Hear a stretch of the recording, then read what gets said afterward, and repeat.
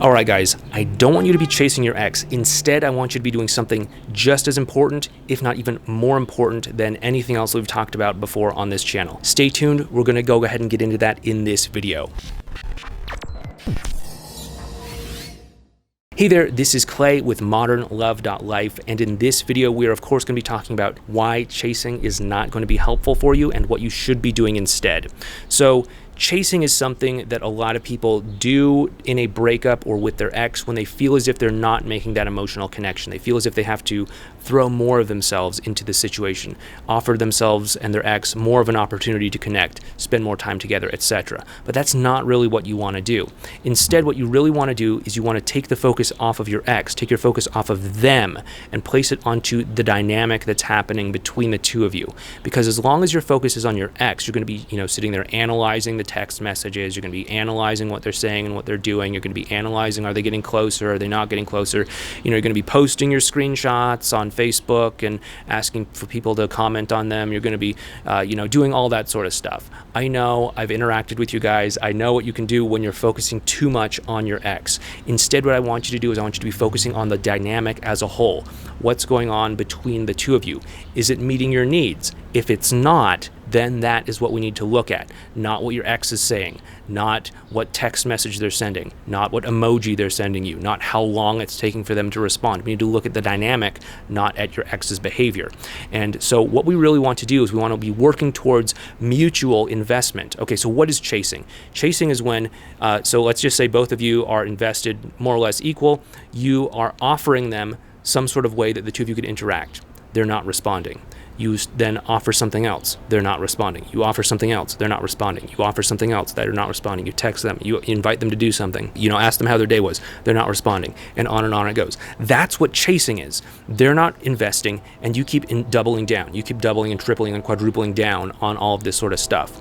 What we want to do is we want to actually look for mutual investment, where they're sort of rising to meet the invitation for the two of you to invest it more or less the same way, so that the two of you can sort of ladder up one investment after another. If they're not meeting that level of investment, the last thing I want you to do is to be doubling down and ratcheting this up. I want you to actually be dropping the investment to meet them until they are ready to actually rise to meet that level of investment. Maybe they're just busy right now. Maybe they're going through a hard time at work. Maybe they're depressed. Maybe they're going through whatever, right? So we need to give them the space and the time to work through that stuff so that they can actually rise to meet us at an equal or more or less equal level of investment. When you are actually making that move to invite them to meet you at a deeper sort of way, what I want you to do is I want you to be inviting them into a fun and exciting and uplifting dynamic, not just something that's full of hurt, something that's full of burnout, something that's full of pain, or something that's just flat out boring. Many times people will send these text messages like, hey, what's up? How are you? What's going on? What's new? Like, these are actually very boring text messages because, number one, you are not showing up as an uplifting experience in their life. You're showing up as someone who's asking them to invest in the interaction without investing first. And then also, you're not bringing a lot of positivity to that interaction. So instead, what I want you to do is I want you to start by leading with vulnerability first on your end, and that actually inspires them to open up to you a little bit more and to share more. They're also going to start to associate you with someone who has something going on in their life, and they're going to start to associate more excitement and more energy to your interactions with one another, okay? So I hope this makes sense. I hope this is really helpful. By the way, if you like this video, if you like what we're talking about, please make sure you hit that thumbs up button for YouTube.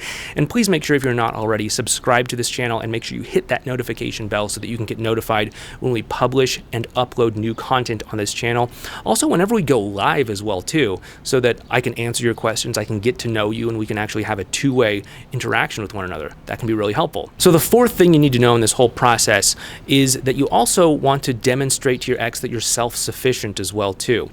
Chasing demonstrates to them that you are not self-sufficient and that you're looking to them for validation. You're looking to them to prop you up. You're looking to them to say, yeah, you're okay. Yeah, you're worthy of love. Yeah, everything is all right. And instead, what I want you to do is I want you to be more invested in your own opinion of yourself, your own values, everything that's going on with you. And when that happens, they're going to know that they can actually step into your experience, step into your world. And yes, they can influence it, but whether they're busy at work or something like that, it's not going to cause your whole world world to come crashing down.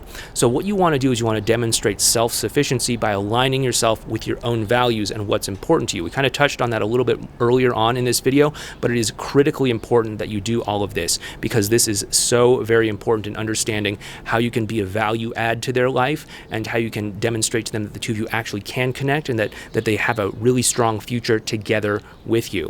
And then, of course, the last thing that you want to do in this whole process is to really demonstrate that you can express yourself fully and completely by owning your values, by owning your experience and fully and completely and honestly and authentically expressing that.